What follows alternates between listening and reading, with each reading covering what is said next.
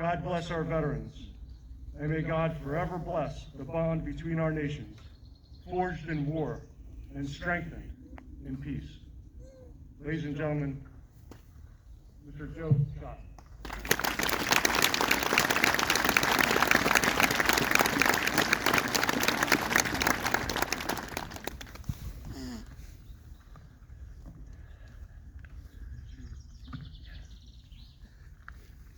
Good morning. Good morning. As you know, of what Michael has just said, my name is Joseph Schott. I'm proud to stand before you today as a World War II veteran of the United States Navy. America joined Allied nations united by one goal: defeating oppression and protecting freedom. Together, we formed a powerful alliance that stopped Axis forces and shaped the modern world.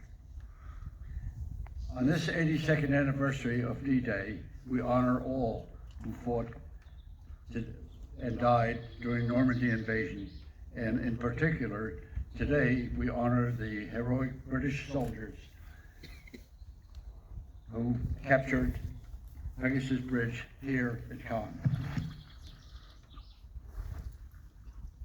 While my service was far from the battlefield, every man and woman who served did also carry the moral burden of war, giving all, sacrificing for others, putting life on hold, elements of defending freedom and preserving hope for future generations. In September 1942, in Hoboken, New Jersey, I boarded a British troop ship. As we left, the last landmark I noted in New York Harbor was a historic symbol of freedom, the Statue of Liberty, a gift from France in the year 1884. The ship joined a convoy of 45 ships in a 16-day voyage across the North Atlantic to the British Isles. My group began service at the United States Naval Operating Base at Londonderry, Northern Ireland. As a radio technician, I installed wiring and electronic equipment on American, British, and Canadian escort ships. In 1944, as the anticipated D-Day mission was approaching, we worked frantically 10 hours a day, 7 days a week, and all leaves were canceled. We knew that something was coming soon, that we were preparing our ships for that occasion. However, previous to that critical time, early on I explored the northern coast of Northern Ireland while on a weekend leave. Some British children living at Castle Rock befriended me.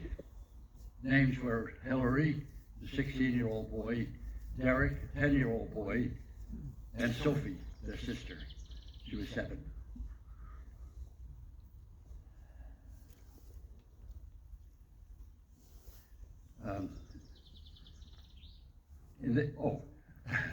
And they invited me to their home nearby to meet their mother, Mary Woodhouse.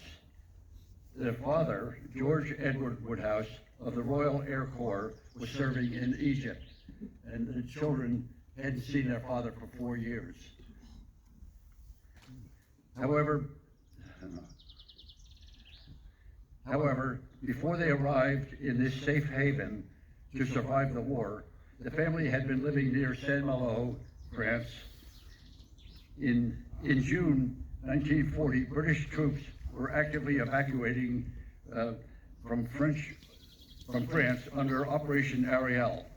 One day, Mrs. Hope, knowing of the German advance, drove her 3 children to a port at Saint-Malo and called up to the British officer on duty of one of the ships, saying, "I am a British citizen, and these are my 3 children." Immediately he said, "Come aboard, Mom." and I believe that old time before they left saved their lives.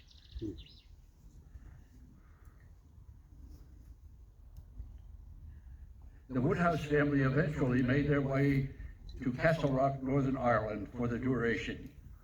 I met them in 1943 and visited occasionally, bringing gifts sent by my mother from back home in the United States, and scarce wartime items like some clothing items, soap even they couldn't buy, and chocolates. I don't think the children had ever, I felt like they had never seen chocolate or tasted chocolate, but I do remember they thoroughly enjoyed it. And I'm pleased that they did. They did.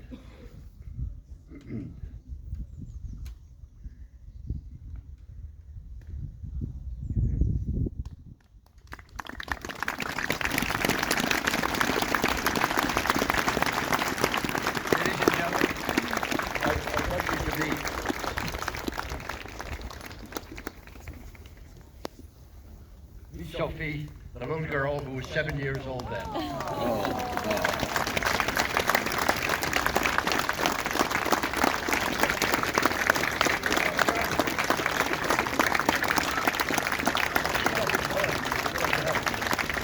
My family and I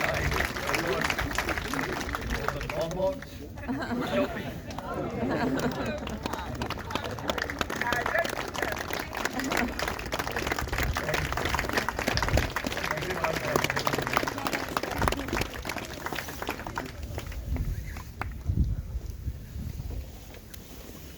Since then, we stayed in contact,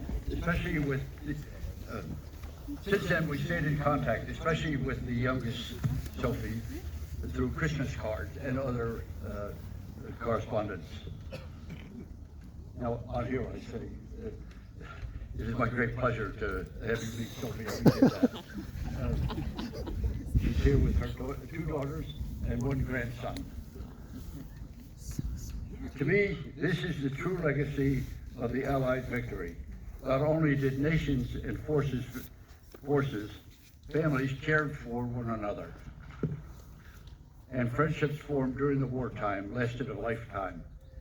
May we remember those who sacrificed everything for freedom and honor the lasting friendship between nations. May future generations never forget what can happen when free people stand together in defense of liberty and humanity. Thank you. Merci. God bless all who serve. God bless our allied nations. And thank you for this privilege.